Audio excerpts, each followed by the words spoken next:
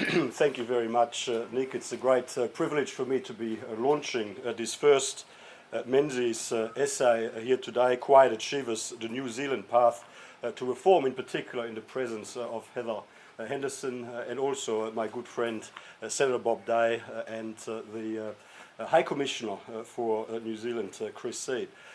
Now, the most important lesson out of this book, in my view, is that if you want to know where you're headed, or if we want to know as a country where we're headed, the most important thing is to look at the trajectory we're on. The trajectory we're on is way more important than the starting position.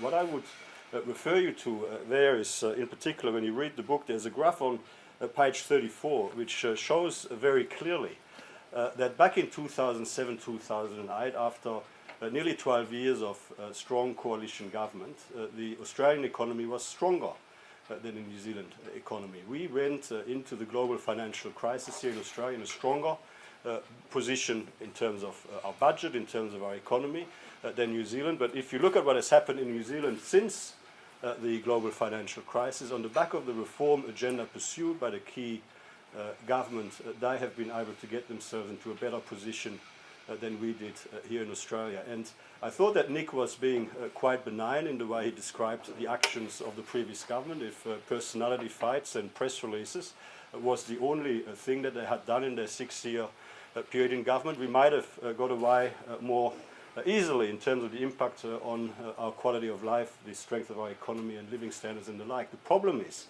that unlike other governments around the world, unlike the government in New Zealand, which focused on New Zealand's international competitiveness, which focused on reducing the cost of doing business in Australia, in New Zealand.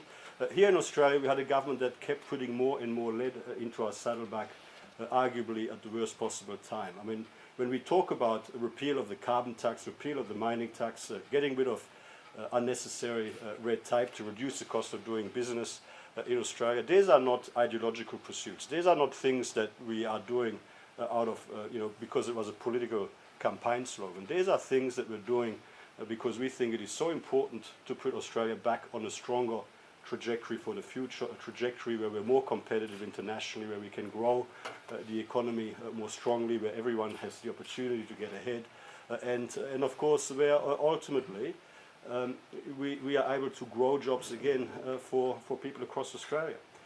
When we came into government in September last year, we inherited a weakening economy, rising unemployment, low consumer and business confidence, and a budget in very bad shape.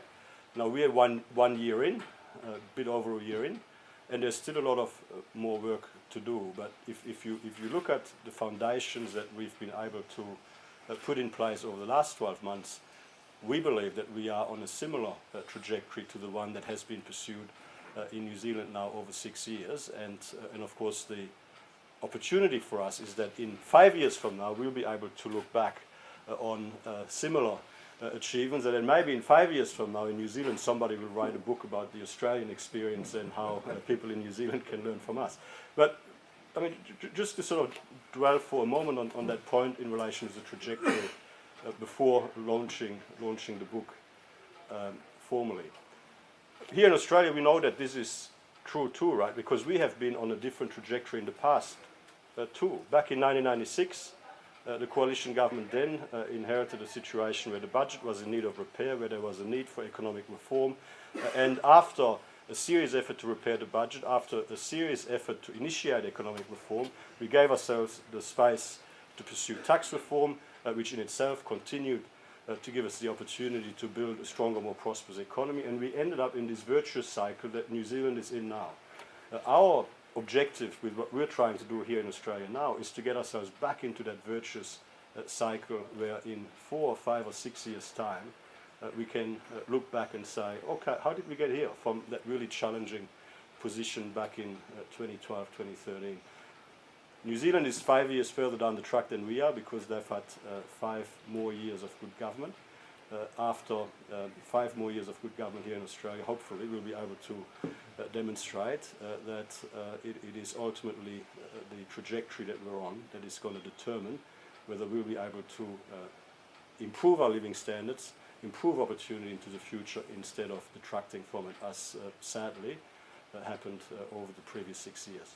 So without any further ado, thank you so much again for inviting me to launch this. This is a very important contribution to the public policy debate here in Australia. I commend it to you, and hopefully in 5 years from now we'll be able to have a conversation on how the Abbott government have been the quiet achievers and have taken Australia on a strong path to reform that has led to increases in living standards and improved opportunity for all. Thank you.